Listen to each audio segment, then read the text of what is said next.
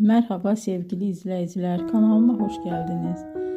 Bugün sizlere Hande Erçel'in kariyerinin yükseliş dönemine kısa bir yolculuk yapacağız. Hande Erçel televizyon dünyasına adım attığında henüz çok gençti. İlk rollerinden sonra asıl büyük çıkışını romantik komedi dizisi Aşk Laftan Anlamaz ile yaptı.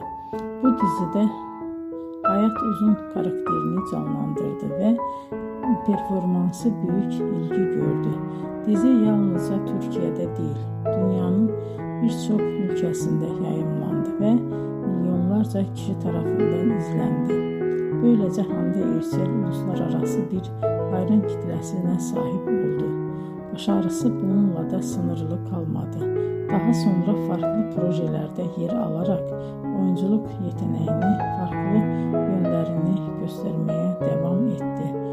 Bugün Hande Erçel Türkiye'nin en popüler oyuncularından biri olarak kabul ediliyor. Videoyu izlediğiniz için teşekkür ederim.